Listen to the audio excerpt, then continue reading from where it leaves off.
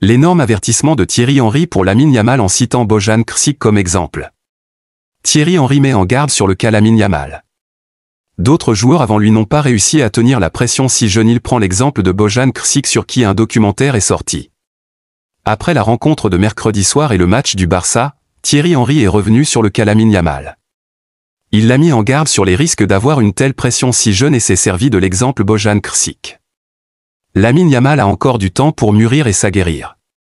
Le très jeune ailier du FC Barcelone a encore une fois été bon contre Benfica, sans pour autant être décisif.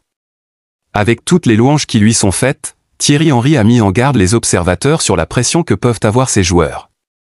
Étant très jeunes, parfois, ils n'arrivent pas à la contenir et ne savent pas comment la gérer. Cela a coûté cher à plus d'un joueur, notamment à Bojan Kršić. Je recommande de regarder le documentaire de Bojan pour voir ce qui peut vous arriver lorsque vous êtes un enfant et que vous ne savez pas comment gérer ce qui vous arrive si rapidement, a déclaré la légende tricolore durant l'émission CBS Sport Golazo. Arrivé comme un grand espoir en signant son premier contrat pro à seulement 17 ans avec le Barça, le joueur n'a finalement pas eu la carrière escomptée. Un documentaire est sorti sur lui et sur sa carrière.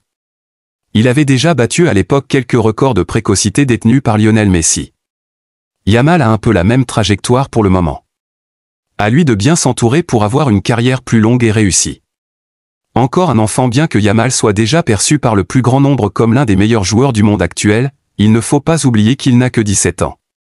Le Golden Boy 2024 n'est pas majeur et a encore beaucoup de choses à apprendre.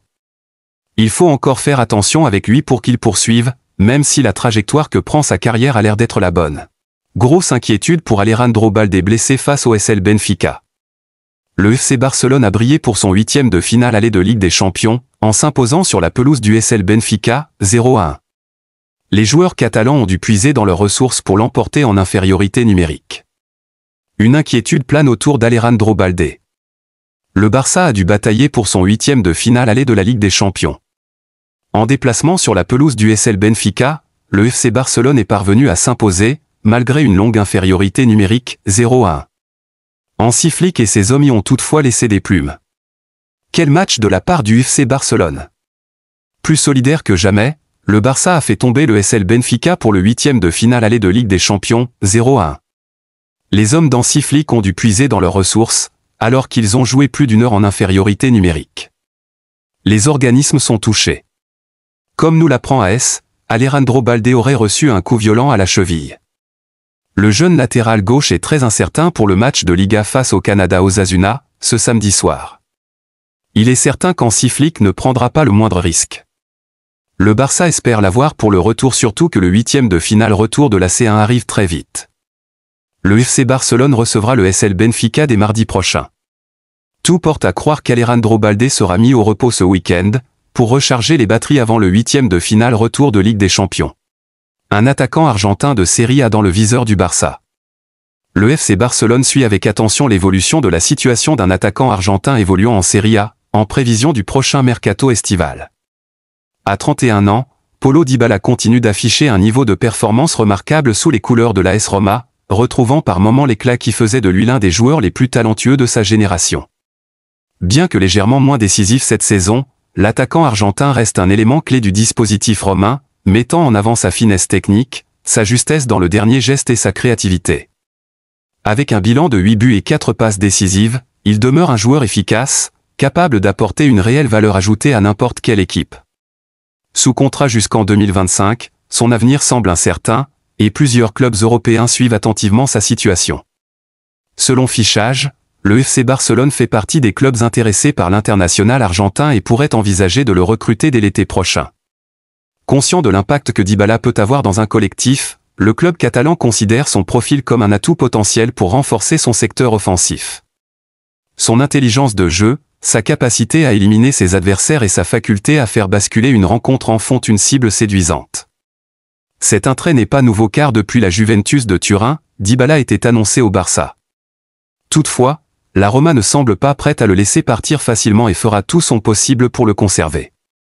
L'issue de ce dossier dépendra des offres qui seront mises sur la table et du projet sportif qui sera proposé à l'attaquant argentin.